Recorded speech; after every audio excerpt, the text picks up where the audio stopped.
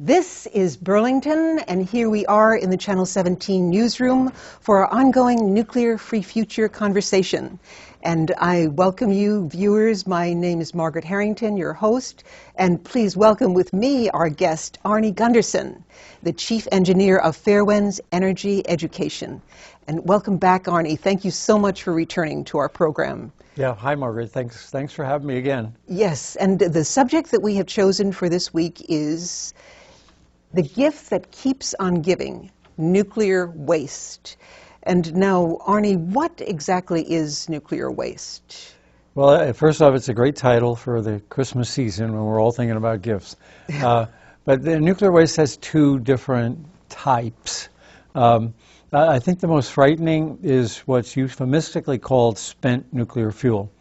And it's stored in, again, another euphemism, a spent nuclear fuel pool. In fact, we are storing 40 years worth of nuclear waste in swimming pools that are, in a lot of cases, on the roofs of our nuclear reactors. For example, this is at Vermont Yankee, and this is an ongoing issue about what to do with the spent nuclear fuel. Yeah, there's 100 nuclear plants in the country, and 30 of them, the Mark I reactors like Vermont Yankee and the Mark II reactors like one in Washington State, 30 of them store their nuclear waste in a pool that's essentially on the roof of the nuclear reactor.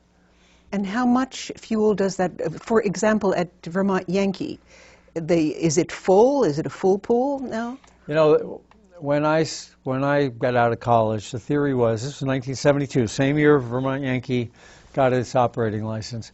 The theory was that you'd store the waste in a pool for 5 years, and then you would ship it somewhere to be reprocessed. Well, reprocessing never worked, and we don't have any kind of reprocessing facility in the United States to do anything with this nuclear fuel. Well, when that piece of the chain broke, there was no place to send the nuclear waste to. So it has sat in that nuclear fuel pool for upwards of 40 years now. So it's the same pool that was there 40 years ago at Vermont Yankee, which has gotten a 20-year extension on its contract. Yeah, you know, when I was a senior vice president in the industry, we built nuclear fuel racks in the division that I ran. And so that the nuclear fuel are these long 12-foot high bundles of spaghetti. Uh-huh. And the spaghetti is the nuclear fuel rods, and they're held together.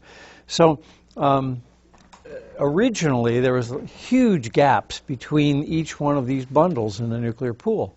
But then when people realized that they were running out of space, there was a business opportunity for my division. We wound up consolidating this nuclear fuel and putting more nuclear fuel in the same size swimming pool.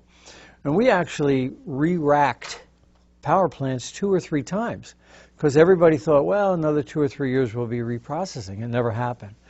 Well, now Vermont Yankee's got about 35 of its 40 years worth of nuclear waste in the pool. It's as full as it can get.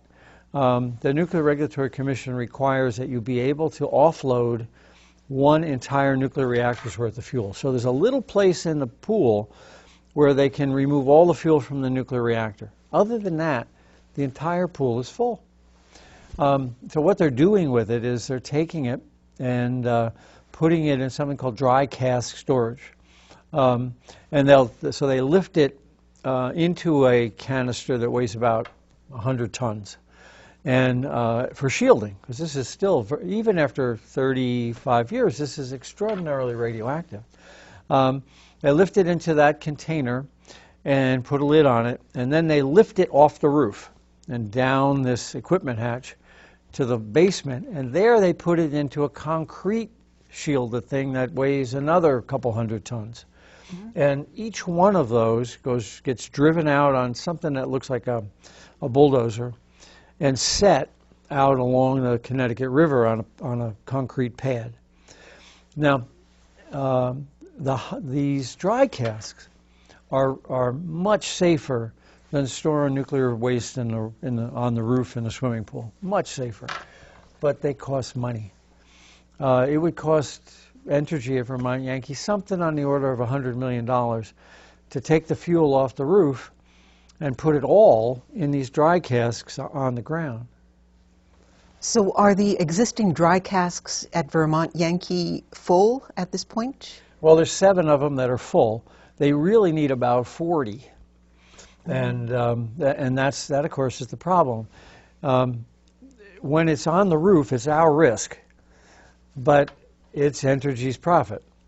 And so what's happening at the Nuclear Regulatory Commission is that they are making arguments saying that it's not risky storing nuclear fuel on the roof, and that it's perfectly fine to wait until these plants are shut down for good. Vermont Yankee, in the case, that would be 2032.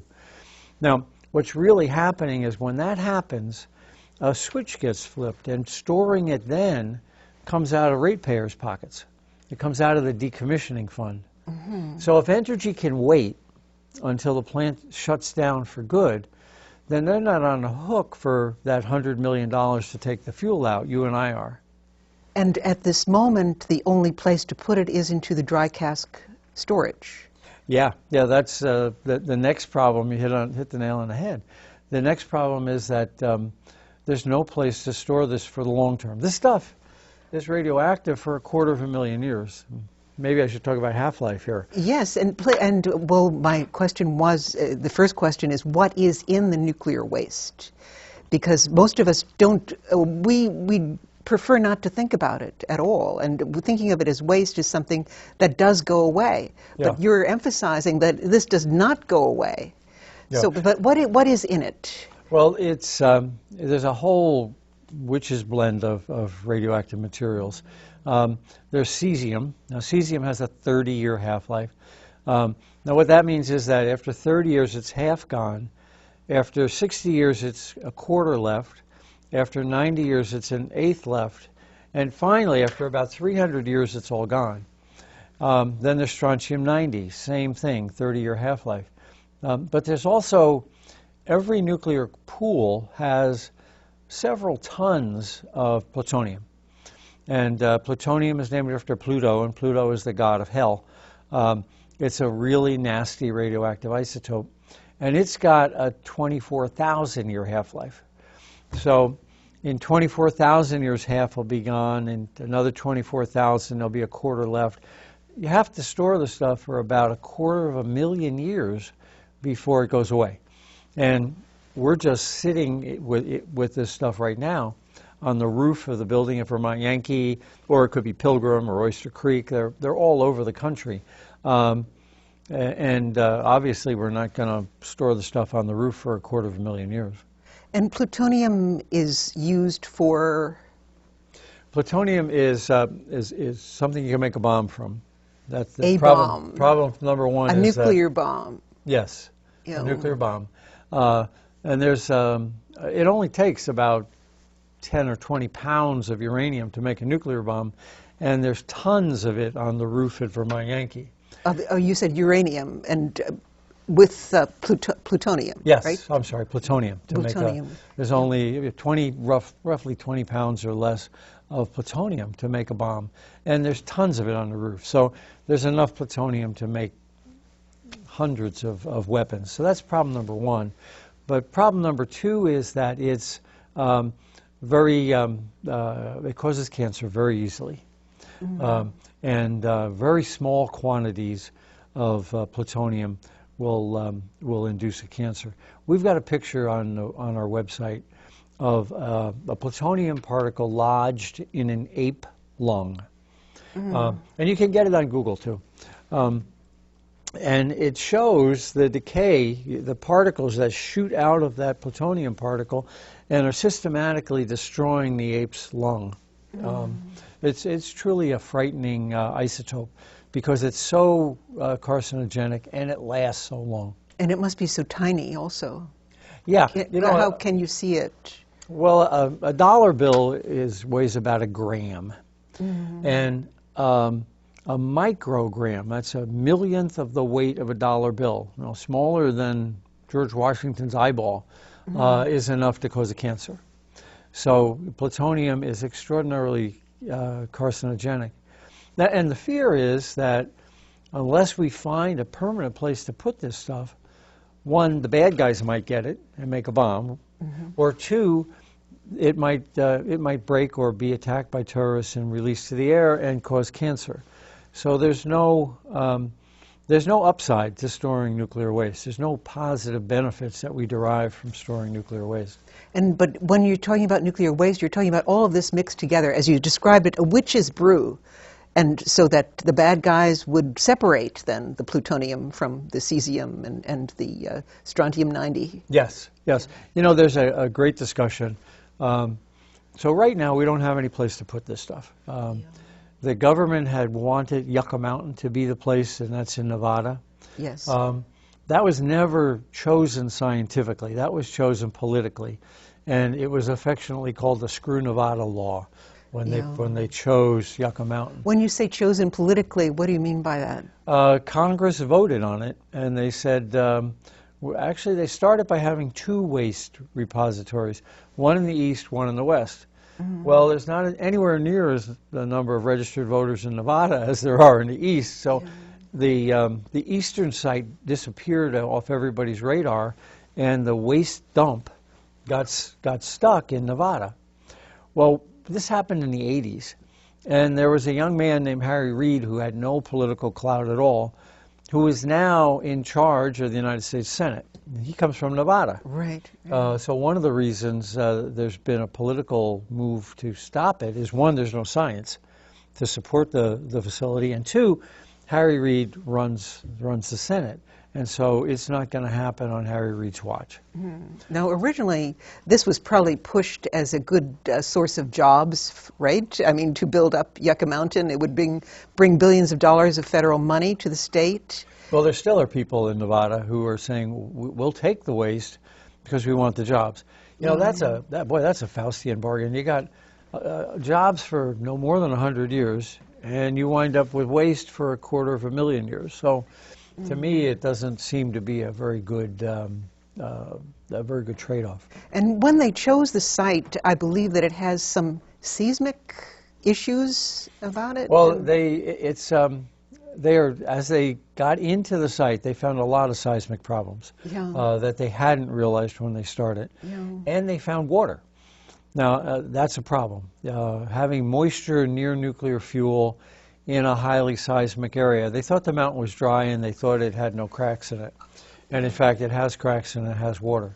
So how does a scientist think, right? I mean, the scientist thought that there was no water there. I mean, how does that happen? You're a scientist. What does it take to make a mistake like that? Well, it didn't get called the Screw Nevada Act for nothing. You know, I think there were scientists even 30 years ago who realized it's not a great location. But related to that, though, is as they got into it, they found more. This is in the middle of a desert, you know, and you say, well, there's not many earthquakes out here, and it's a desert. How can it be wet? But in fact, they found moisture. And one of the problems was that they couldn't figure out what to do with the moisture. So the scientists on the job, even 5 years ago, said, well, 100 years from now, when this facility is full, we'll figure out how to do it. And we'll put these titanium raincoats over these things. We haven't designed them yet. We don't know if they'll work. But we'll worry about that problem 100 years from now. And we think that may cost about $10 billion more. So we never solved the problem by even considering Yucca Mountain. We just kicked the can down the road. And, you know, it was never a closed solution. It was never the be-all and end-all that the pro-nuclear people would suggest it is. And at the present moment, I believe that there's a new head of the Nuclear Regulatory Commission who has come in with some new ideas about a repository for nuclear waste in the United States. Yeah, the chairman of the NRC, the previous chairman, was a guy named Gregory Yazko, and Congress chased him out. He was run out of town on a rail. The new chairman is a woman named Allison McFarland, and she's got her doctorate in geology. And she's on record as saying that Yucca Mountain's a bad choice. So we really need to open up the process again.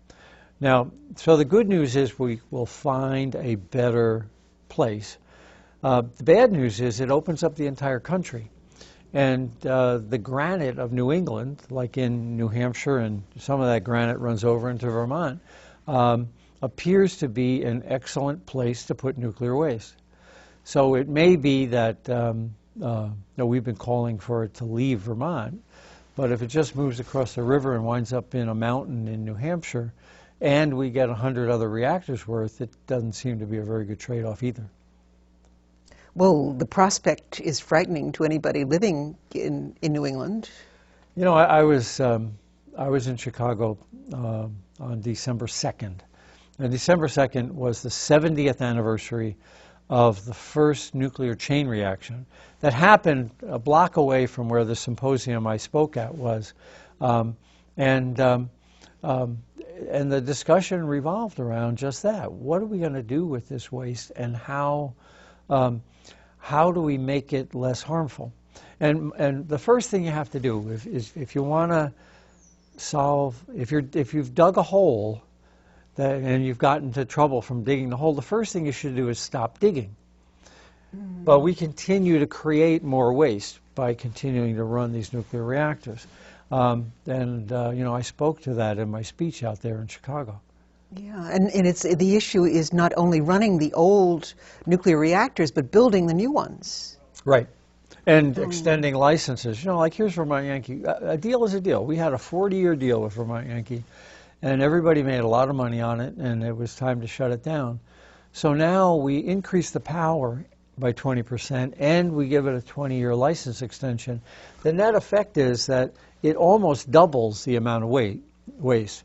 40 years at a low power and 20 years at an increased power, not quite, but almost doubles the amount of waste that we had as a problem.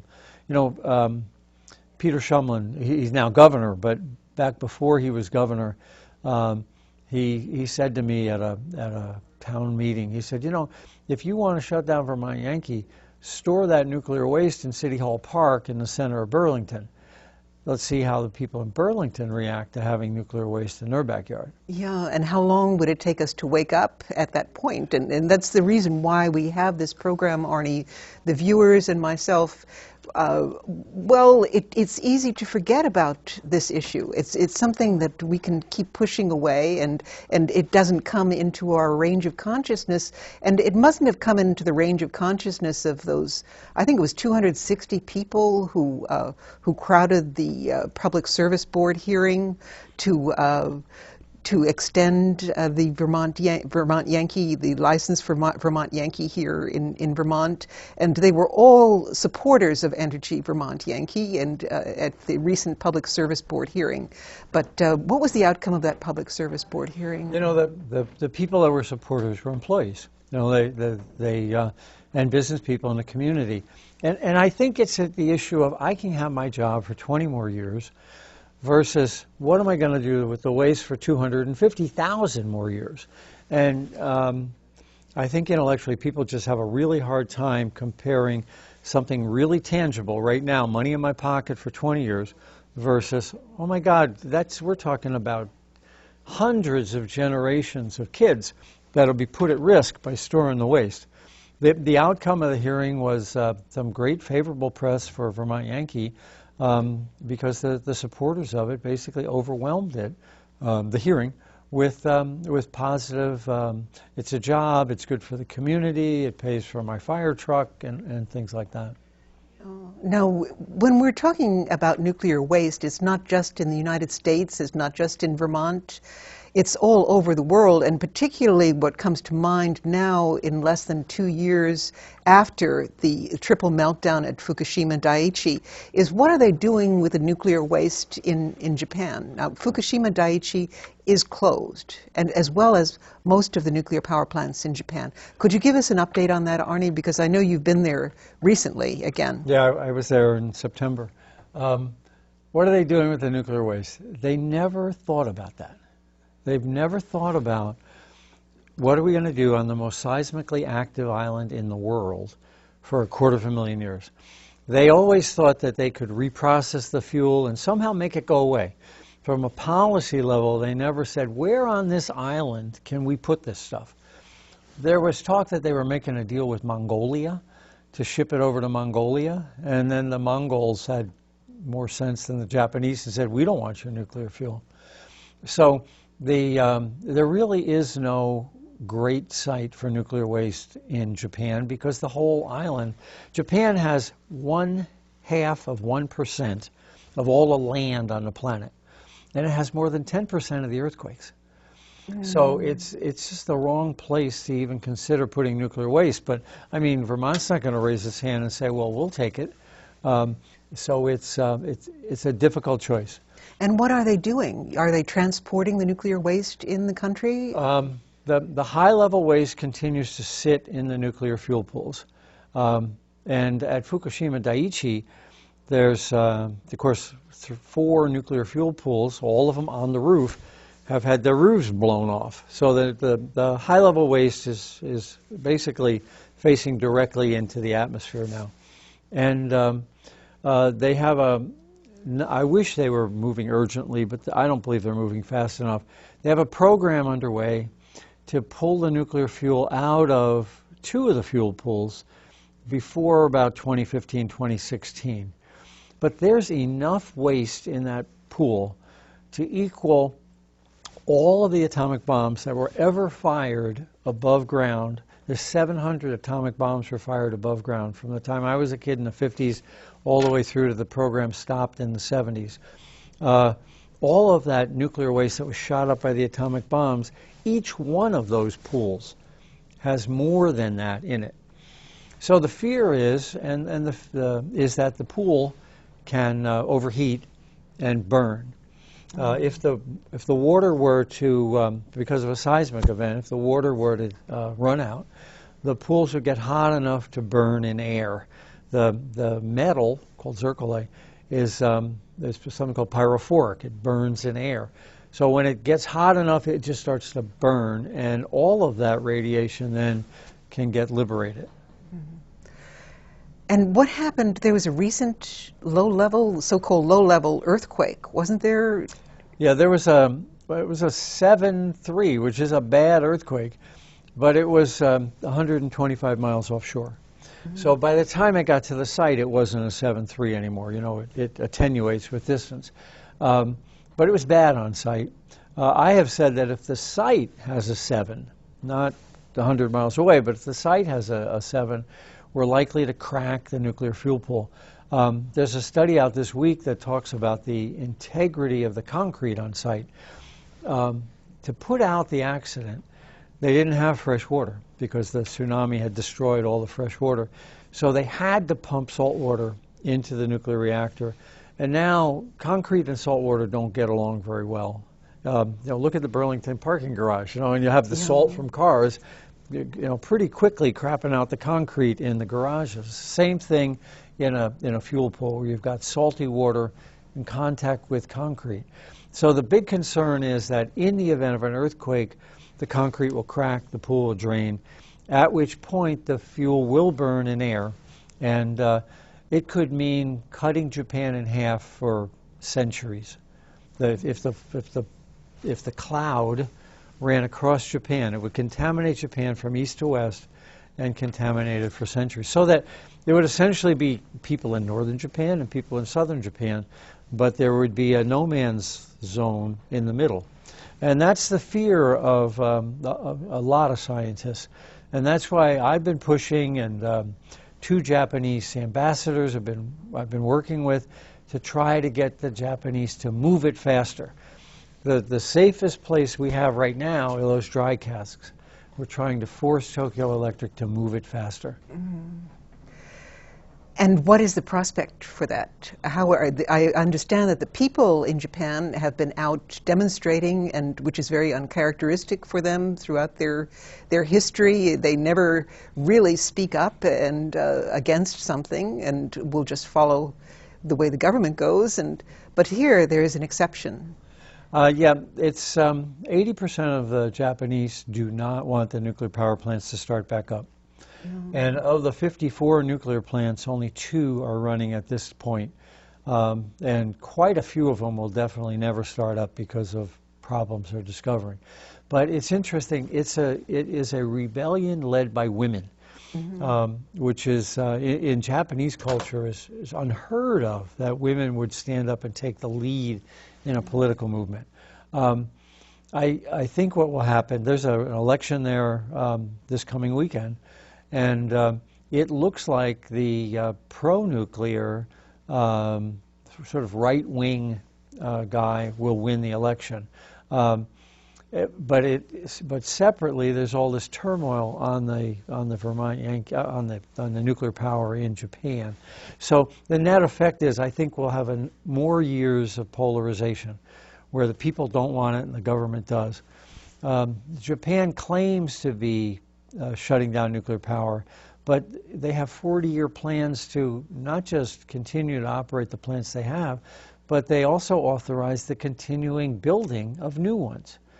So I think the people got the message, but the government and the big industries didn't. Now, I looked at it as you had Nagasaki and Hiroshima as one bookend, and you had Fukushima as the other bookend. And you could put the nuclear era in Japan between those two bookends.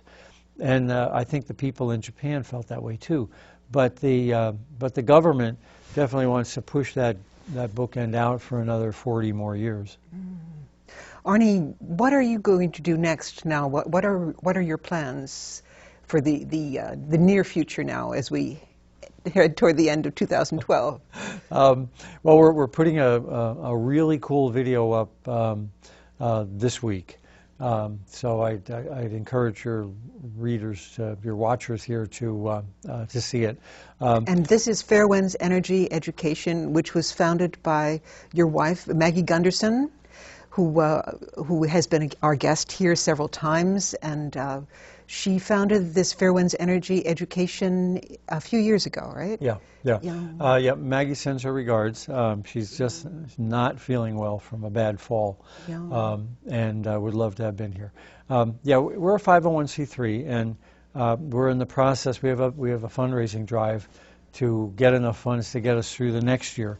Maggie and I don't take any money out of this, but it still costs money to run the servers and to get the cameras repaired and stuff like that. But we continue to shine the light on problems in Japan, and how the regulators here in the United States aren't doing their job either. Policymakers in Congress have co-opted Congress, and Congress isn't anti-nuclear. There's only 2 or 3 congressmen, but and of course a pro-nuclear Congress, whether they're Republican or Democrat, drives the agenda of the Nuclear Regulatory Commission. Yes. So we've been a voice out there trying to hold a mirror to the face of the NRC, and show them that the path they're on is not sustainable and is in fact very dangerous. It's an absolutely necessary voice, and I come to the Fairewinds Energy Education as a source for knowledge in this terrible problem that we have, and I received a notice of another petition from the Nuclear Information and Resource Services that asking us voters to petition the NRC commissioners and elected officials to close down the GE reactors that are similar to the Vermont Yankee. They're the Mark I GE reactors, and they are Vermont Yankee and Fukushima, but we're not petitioning in the United States for Fukushima to close, but for the many Mark I boiling water reactors: Browns Ferry, Alabama; Brunswick, North Carolina; Cooper, Nebraska; Duane Arnold, Iowa; Fermi II, New York; Michigan; Fitzpatrick, New York; Hatch 1 and 2, Georgia; Hope Creek, New Jersey; Monticello, 9 Mile Point, New York; Oyster Creek, New Jersey; Peach Bottom, Pennsylvania; Pilgrim, Massachusetts; Quad Cities, Vermont; Illinois; Vermont Yankee, Vermont. Peach Bottom is closer to Washington, D.C. than Fukushima Daiichi was to Tokyo. And when if the accident happened at Peach Bottom, when I was in Tokyo, I sampled the soil in the city. Now we're talking about 150 miles away, and the soil in the city was radioactive enough to classify as nuclear waste. If it were at Vermont Yankee, that soil, it would have to be shipped and stored in Texas. And yet their entire capital, with 35 million people, is essentially walking on nuclear waste. Now, how would, put ourselves in those shoes. Okay, the accident happens at Peach Bottom. How would we feel if we had to walk around with booties, gloves, and air filters in our own nation's capital? It seems like we've said that it can't happen here. In fact, the Daiichi units are identical to Vermont Yankee. This is an American design built by Americans in Japan. But the same Americans that designed it and the same Americans that built it in Japan built it here in Vermont. They built it at the Hatch plant in Georgia, built it out in near Chicago, the Dresden plants. It's the same design with the same problems. So I'm on record as say I was invited to speak before the NRC a couple months ago, and I'm on record as saying those 23 plants should be shut down. It's a risk that's just, why are we doing this? When Maggie and I were, right before Fukushima Daiichi, 3 weeks before, this is February 2011, Maggie and I were walking one night, and she said, "Where's the next accident going to be?" And I said, "I don't know where, but I know it's going to be in a GE reactor." And son of a gun, 3 weeks later it happened. It doesn't take a genius to see that this was a flawed design. And unfortunately, it is in the process of destroying a state. Fukushima Prefecture is bigger than the state of Connecticut. So it's in the process of destroying a state and may still bring down a government. It's a dangerous situation. Yeah. Arnie, thank you so much for bringing us light on this very disturbing subject. And I'm reminded that I have here the Helen Caldicott's book, Nuclear Power is Not the Answer. And could you tell us where you're going to be in D.C., right? With Helen is running on the second anniversary of the accident, Helen Caldicott is running a symposium in New York City. And has invited a whole bunch of leading scientists on the Fukushima Daiichi accident. I'll be speaking there. Dave Lochbaum will be speaking there from Union of Concerned Scientists. Bob Alvarez will be speaking there, and on and on. There's a 2-day slate, and it will be Ustreamed, which means anybody in the world can watch it on their computer live. Wonderful. So it'll be the 11th and 12th of March in New York City, and I'm sure we'll be talking before then, yes. And I'll give some details on it. Okay. Well, I hope that you will come back to converse with us again at the Nuclear Free Future conversation. And thank you so much, Arnie, for joining me again, and our viewers. Thank you for listening and viewing. Thanks for having me. Take care. Happy holiday. Arnie. Happy holiday. Thank you.